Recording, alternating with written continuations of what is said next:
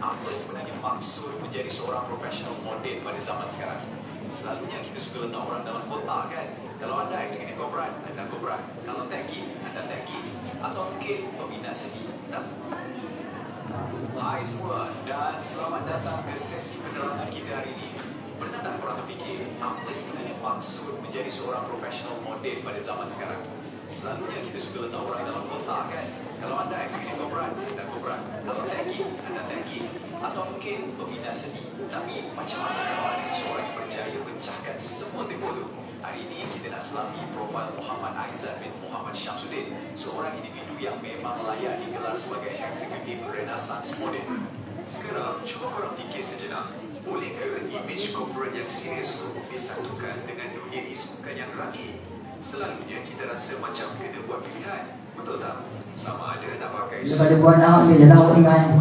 atau pakai jersey pasukan isukan dan fokus pada strategi game. Stigma lama selalu kata dua dunia ni ibarat air dengan minyak, tak boleh bercampur. Tapi apa yang kita nak tengok hari ini akan membuktikan sebaliknya dan pastinya akan buat kita buang jauh-jauh persepsi lama tu. Okey, untuk sesi penerangan ni kita ada 5 topik utama. Pertama, kenali eksekutif model pelbagai bakat. Kedua, kepimpinan post empire grade. Ketiga, inovasi digital dan isukan. Keempat, musik tradisional dan nilai keluarga. Dan akhir sekali, evolusi potensi teknologi. Jom kita buka. Baiklah, kita masuk ke bahagian pertama. Kenali eksekutif model pelbagai bakat. Kenalkan, Muhammad Aizat bin Muhammad Syamsuddin. Beliau ni seorang profesional yang sangat dinamik. Dan benarnya, beliau berpangkalan di Kota Baru, Kelantan. Apa yang kita boleh belajar dari sini ialah bakat besar dan dinamisme ni tak eksklusif juga bandarai besar macam Kuala Lumpur je tau. Ini bukti nyata bahawa asalkan anda ada kemahiran dan etika kerja yang mantap, profesional berkaliber tinggi boleh beroperasi dan berimbang dari mana-mana sahaja. Beliau memang galas banyak tanggungjawab dan kehebatan yang mengimbangi semua peranan ini bermula tepat dari akar buminya di Kelantan. Seterusnya, bahagian kedua, kepimpinan bos Empire and Brain. Yang buat Aizat ni luar biasa, kemahiran kepimpinan dia tu sangatlah meluas. Dia tak duduk diam kat satu kursi je. Sebagai pengarah dan eksekutif pengurusan di Boss Empire dan Boss Brain, pengalaman sidang dia memang mengagumkan. Bayangkan dari buat rekat grafik yang kreatif, masuk ke strategi pemasaran, lepas tu melompat pula ke penyelarasan kewangan dan pengurusan pentadbiran. Ini adalah ciri-ciri seorang pemimpin yang sangat komprehensif. Dia faham operasi syarikat dari sudut visual sehinggalah ke angka-angka di atas kertas. Bukan jalan-jalan dari segi mental dan tukar-tukar topi tugasan macam setiap hari. Dan bila pegang peranan yang besar, selesainya penampilan pun kena sepadankan.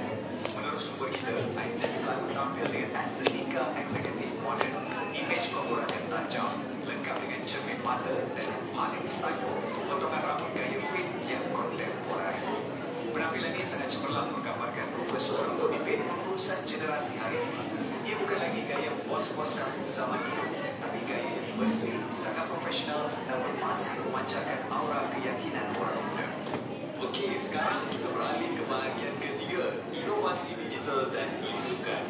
Dekat sinilah benda jadi makin menarik. Di satu sisi, Aizat dengan asas pentampilan tradisional yang sangat kukuh, tapi di sisi lain, dia ni punya sangat faham guna alat digital mereka ini. Beliau cukup cekap dalam pembangunan web guna HTML dan React. Bukan itu je, dia aktif pada eksperimen dengan kecerdasan buatan atau AI, buat settingan video dan juga automasi aliran kerja. Kenapa semua ini penting? Sebab dia membuktikan yang Aizat tak cuma urus secara lama. Dia sebenarnya memanfaatkan teknologi terkini untuk melancarkan proses kerja. Dia memang berada di barisan hadapan transformasi digital. Menariknya, kemahiran teknikal itu tak ditinggalkan di pejabat saja. Dalam arena isukan, kelasnya Mobile Legends, dia bawa masuk pendekatan berstruktur yang sangat rapi. Langkah pertama, dia uruskan struktur penjualan macam Liga LSM.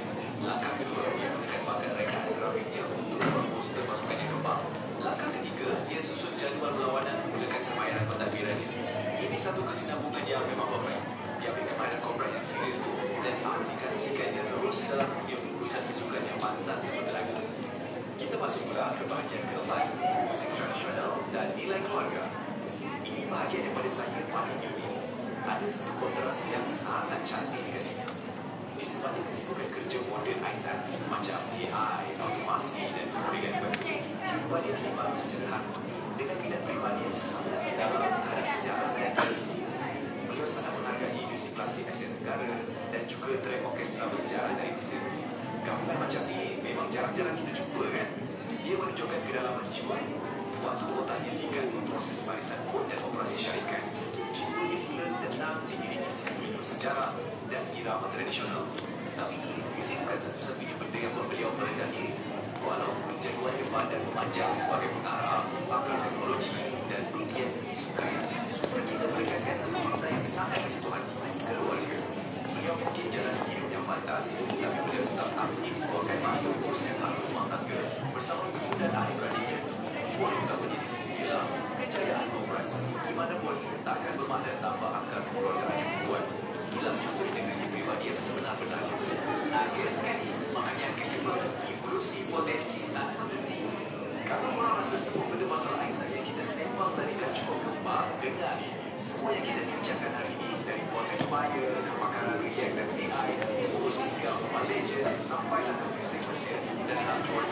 Sebenarnya hanyalah yang saya tulis dari sudut kita sebahagian kecil daripada identiti dan potensi sebenar seorang Isaac Shamsuddin yang sentiasa berkembang menemukan peluang-peluang baru. Maksudnya Isaac bukan jenis yang statik. Beliau tak pernah selesa, kisah selesa dan sentiasa lapar dan terbuka peluang baru. Isaac Shamsuddin memang buktikan yang kita tak perlu terikat pada satu label atau satu kerjaya je lagi ini. Penipuan yang ialah kalau sebab digabungkan dengan operan, uji modern, sukan, musik klasik dan tanggung ke dalam satu kehidupan yang sangat dinamik. Operan ini sedang anda lakukan hari ini. Dekat anda melakukan diri anda berkembang masih seperti itu saja. Fikir-fikirkanlah. Terima kasih kerana menyertai sesi menarik yang pada hari ini dan teruskan meluaskan potensi anda. Jumpa lagi.